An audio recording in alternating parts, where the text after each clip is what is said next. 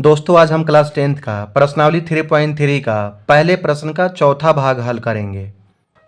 प्रश्न है निम्न समीकरणों के युग्म को विलोपन विधि तथा प्रतिस्थापन विधि से हल कीजिए। कौन सी विधि अधिक उपयुक्त है?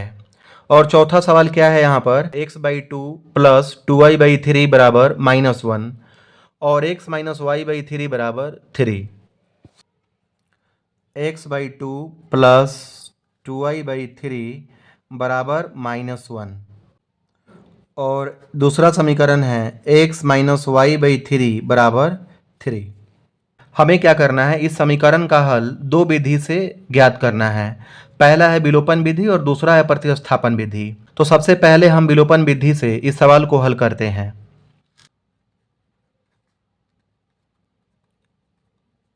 विलोपन विधि,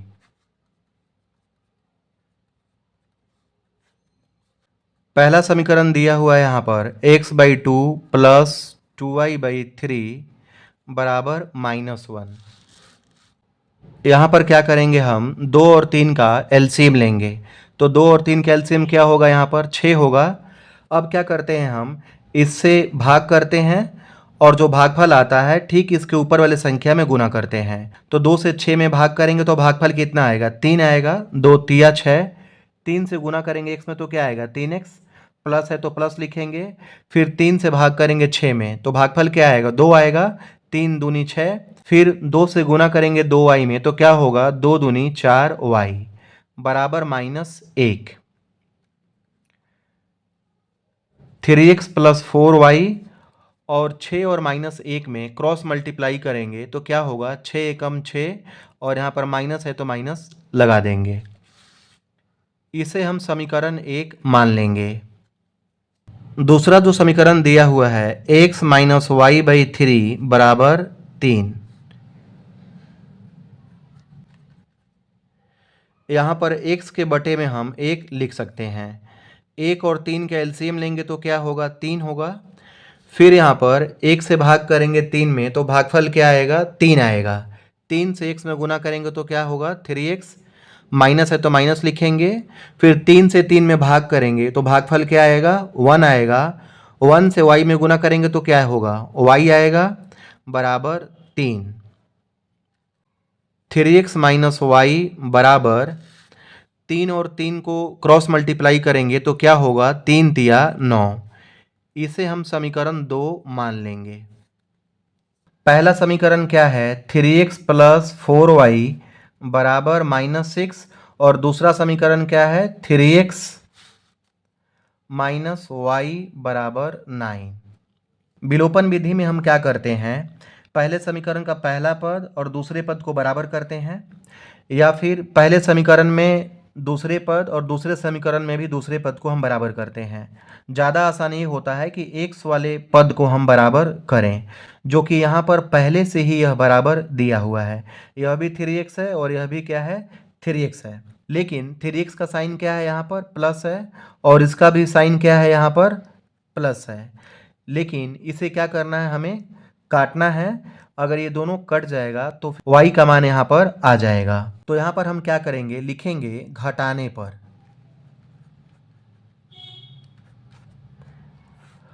और इसके चिन्ह को दूसरे समीकरण के चिन्ह को क्या करेंगे, हम बदल देंगे। प्लस है तो माइनस, माइनस है तो क्या होगा प्लस, और यहाँ पर 9 का चिन्ह क्या है प्लस है।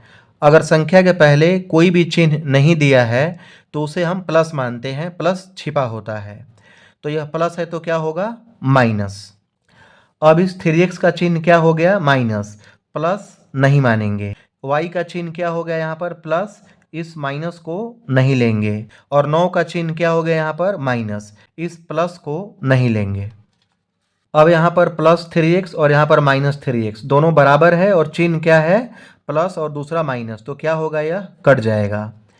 और यहाँ पर प्लस 4y और यहाँ क्या है प्लस y, तो 4y और 1y क्या होगा 5y बराबर यहाँ पर -6 और यहाँ पर -9। तो अगर दो संख्याएं माइनस में होती हैं तो उसको प्लस करते हैं, लेकिन चिन्ह माइनस का ही लिखते हैं। तो क्या करेंगे, यहाँ पर दोनों को प्लस करेंगे तो क्या होगा 9 और 6 15, और क्या करेंगे माइनस यहाँ पर लगा देंगे -15। इसलिए y बराबर क्या होगा, -15 और 5 से इसमें भाग लग जाएगा, 5 तिया 15। तो y का कितना माना गया यहाँ पर, -3। अब इस y के मान को क्या करेंगे, या तो समीकरण 1 में या फिर समीकरण 2 में रख देंगे तो x का मान आ जाएगा। तो यहाँ पर हम लिखेंगे y का मान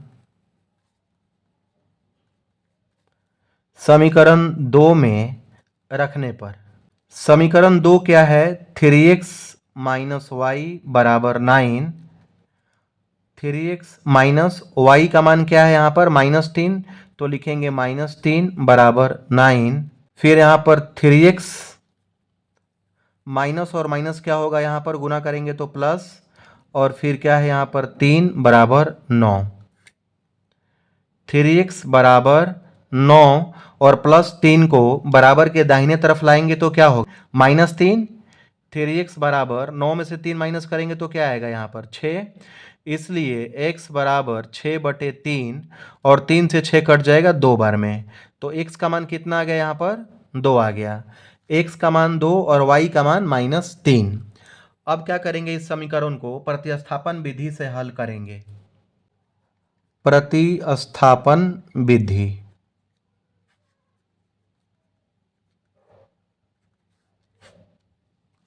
पहला समीकरण है 3x प्लस 4y बराबर -6, और दूसरा समीकरण है 3x माइनस वाई बराबर 9। यहाँ लिखेंगे हम समीकरण 1 से,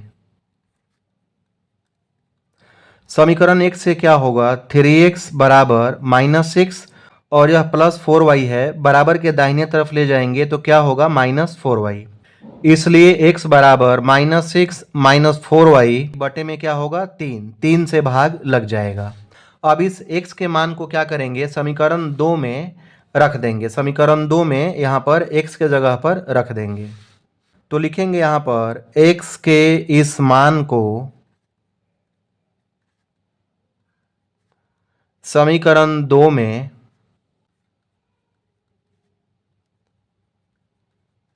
रखने पर, समीकरण 2 क्या है, 3x माइनस वाई बराबर 9। 3 और x का मान क्या है यहाँ पर, -6 -4y बटे में क्या है, 3। फिर -y है तो -y लिखेंगे बराबर 9। 3 से 3 यहाँ कट गया, -6 -4y -y बराबर 9।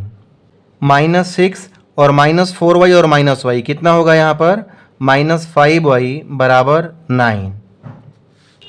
-5y बराबर 9 और -6 को बराबर के इस तरफ लाएंगे तो क्या होगा, +6।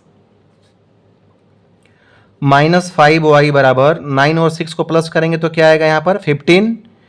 इसलिए y बराबर 15/-5, -5 से भाग लग जाएगा, 5 या 15, y का मान कितना आ गया, -3।